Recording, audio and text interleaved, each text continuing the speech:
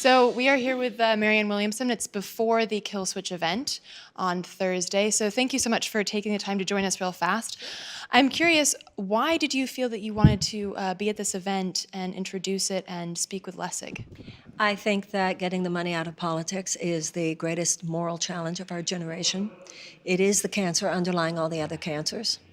Until we deal with that on a fundamental level, I personally think that means a constitutional amendment, then the devolution and the multinational corporate takeover of our country, our democracy, will continue.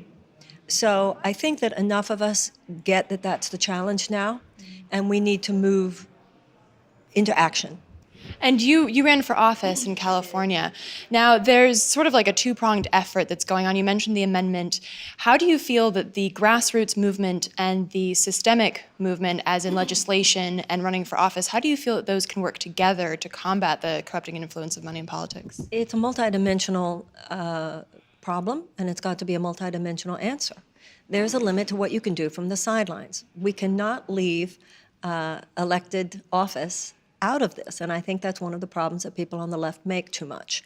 People on the right do not make that mistake. They understand that you have to do more than prepare activists. You have to prepare candidates. We have to start running on these issues. That's why I'm such a passionate supporter of Bernie Sanders. That's why I'm a passionate supporter of Alan Grayson.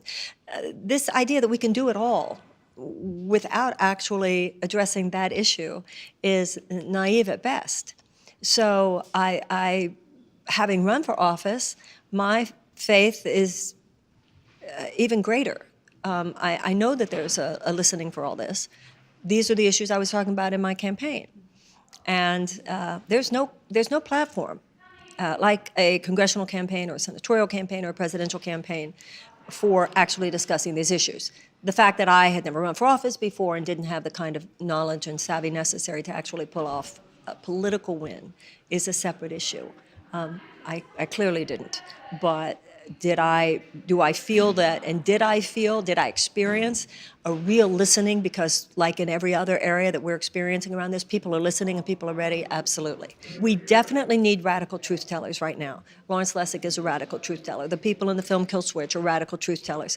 It's kind of like an alcoholic family system where the kids are going crazy because nobody's just saying what's actually happening. And now, there are people who are saying this is what's actually happening. Until we face what's actually happening, we will not be able to solve it. We will not be able to fix those problems. When you see people like Sanders, like Grayson, and others who are doing it, we must support them. We can't just stay on a parallel track. So this is a presidential election year. The corporatocracy, or whatever words we want to use it, will either solidify their power with this election or find their power deeply challenged by this election. And I know which side I'm on, and all of us are on who believe these things. And I can't think of anything more important than showing up for that process this year and next. And how would you tell people to get involved? I mean, I know that a lot of people, particularly my age and the age group from 18 to 30, say, well, I don't vote because it doesn't matter. What would you say to them, particularly, as you said, this is such a pivotal time and this issue is coming up more and more with these candidates. What would you say to them in order for them to get involved? Not voting is a vote. Absolutely, don't kid yourself. You know, in France, they have a saying, if you don't do politics, politics do you. If you don't vote, you're voting for those who most represent the things you most detest, number one, and they're thrilled that you're not voting. Why do you think they're working so hard to suppress voting rights throughout the country? And the deepest level, you know, it's not this protest, because I'm protesting by not voting. No, you're not. It's spoiled brat behavior posing as something else. And also people say, well, I don't know what to do. Google it. I mean, really. If you want a certain kind of bag, a certain kind of color, a certain kind of size, you have a way of finding it on the internet. You can find out what to do. And when it comes to getting money out of politics, Google money out of politics. Google any of these issues. It's there. And that, by the way, that's one of the reasons it's so important we save the independence and the safety of the internet, because this is where people can get information just like that. I also think when more people run, who are representing these ideas in ways that some of the people you're mentioning can relate to, that I feel a lot of people who voted for me in my campaign were those who had not been doing that too often before.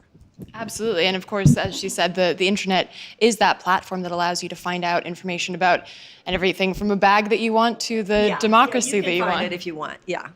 So, just real quick, finally, I'm curious, how do you feel? Because the money in politics issue is often quoted as being really obtuse and like abstract, like, well, I don't really know how that affects me in my daily life. My issue is the environment, or my issue is women's rights. How do you draw that direct connection? Well, hello. If your issue is the environment, understand that the things that are happening that you most oppose are happening because of the fossil fuel industry. And the fossil fuel industry is able to dominate policymaking in Washington because of the money they're able to spend on candidacies. Hello, what don't you understand here?